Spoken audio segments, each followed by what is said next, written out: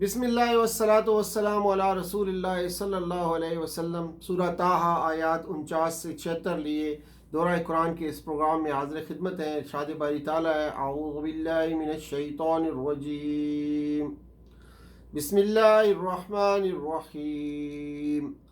قال فمن ربكما يا موسى قال ربنا الذي أعطى كل شيء خلقه ثم هدى قال فما بال القرون الأولى قال علمها عند ربي في كتاب لا يدل ربي ولا ينسى۔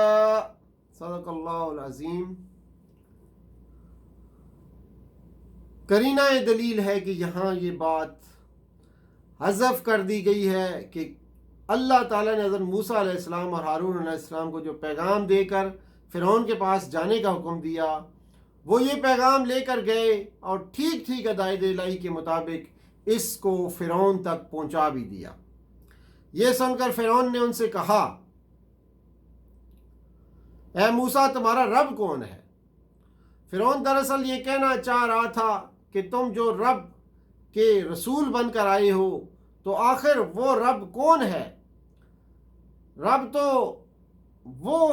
تو میں ہوں، تو آخر تم میرے دربار میں اور کس رب کے رسول بن کر آئے ہو؟ ہمارا رب وہ ہے جس نے ہر چیز کو اس کی ساخت بخشی، پھر اس کو راستہ بتایا۔ قال ربنا الذي اعطى كل شيء خلقه ثم هدى۔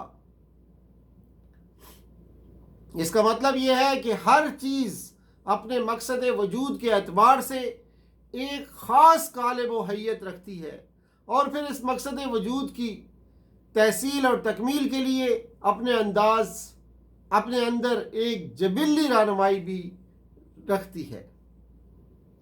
مثلا شہد کی مکھی کو خالق نے جس مقصد وجود کے لیے پیدا کیا ہے، اس کی تکمیل کے لیے اس کے ننھے سے وجود کے اندر اس نے وہ تمام قوتیں اور صلاحیتیں ودیت فرمائی ہیں جو اس کے لیے ضروری ہیں، اور پھر اس کی فطرت کو یہ اعلان بھی فرما دیا کہ وہ کس طرح اپنی صلاحیتوں کو استعمال کرے اور اپنے لیے شہد کا ذخیرہ فراہم کرے۔ یہی حال اس کائنات کی ہر چھوٹی سے چھوٹی اور بڑی سے بڑی چیز کا ہے۔ ایک چیونٹی، ایک مکڑی، ایک بکری، ایک شیر، سب کو قدرت کی طرف سے ایک خاص قسم کی خلقت اور اس کی ضرورت کے اعتبار سے ایک ہدایت عطا ہوئی ہے۔ صرف جاندار چیزوں ہی تک قدرت کا یہ فیض محدود نہیں ہے، بلکہ ہر قسم کے پودوں، پھولوں، پھلوں، سب کو اسی نے اپنی فطرت اور خلقت بخشی ہے۔ زمین ہی نہیں، آسمان پر بھی نظر ڈالیے، یہ سورج، یہ چاند، یہ کہکشاں، یہ کوس و قزح، یہ آسمان، یہ بادل، یہ ہوا، آخر کس نے ان کو پیدا کیا اور کس نے ان کو اپنے فرائض الہام کیے ہیں؟ اس کائنات میں اشرف المخلوقات کی حیثیت انسان کو حاصل ہے۔ اس کو قدرت نے بہترین خلقت بھی عطا کی ہے اور نہایت اعلیٰ صلاحیتوں سے بھی نوازا ہے، لیکن نہ کسی کو اپنی خلقت کے معاملے میں کوئی دخل ہے، نہ اپنی صلاحیتوں کی تخلیق ہی میں کسی کا کوئی حصہ ہے۔ یہ اللہ ہی ہے جس نے یہ سب کچھ ہمیں بخش دیا، اور اسی نے ہمیں جبلت و فطرت اور عقل اور ادراک اور شعور کی نعمتیں بخشی ہیں۔ اگر انسان اللہ کی بخشی ہوئی عقل کی رہنمائی سے اس کے کچھ قوانین دریافت کر لے اور ان سے فائدہ اٹھانے کی قابلیت پیدا کر لے، تو اس پر اتنا مغرور نہ ہو جائے کہ اللہ کی خدائی ہی کو چیلنج کر دے۔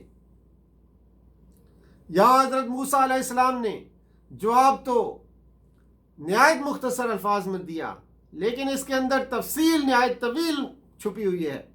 اگرچہ الفاظ نہایت نرم ہیں لیکن جواب نہایت ہی دندان شکن ہے۔ انہوں نے نہایت جامع الفاظ میں فرعون پر یہ حقیقت واضح کر دی کہ رب ہونے کا حقدار تو وہی ہو سکتا ہے جس نے خلق کیا، پیدا کیا اور پھر ہدایت بخشی۔ تمہارا حصہ نہ خلق میں ہے اور نہ ہی ہدایت میں ہے، تو تم رب ہونے کے مدعی کس طرح بن گئے ہو؟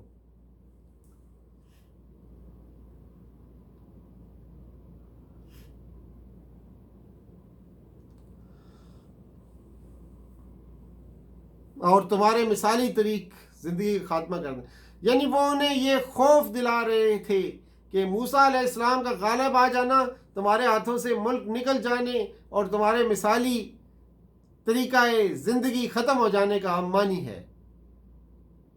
وہ ملک کے بااثر طبقے کو ڈرا رہے تھے کہ اگر موسیٰ علیہ السلام کے ہاتھ اقتدار آ گیا تو یہ تمہاری ثقافت کو، تمہاری آرٹ کو، یہ حسین و جمیل تمدن کو، اور یہ تمہاری تفریحات اور یہ تمہاری خواتین کی آزادیاں، غرض وہ سب کچھ جس کے بغیر زندگی کا کوئی مزہ نہیں، غارت ہو کر رہ جائے گا۔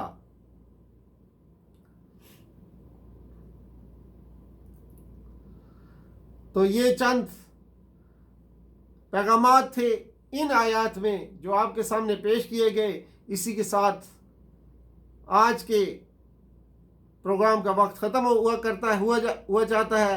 آپ سے اجازت چاہتے ہیں۔ وآخر دعوانا ان الحمدللہ رب العالمین وصلی اللہ تعالی علی خیر خلقہ محمد وعلی آلہ وصحبہ اجمعین برحمتک یا ارحم الراحمین۔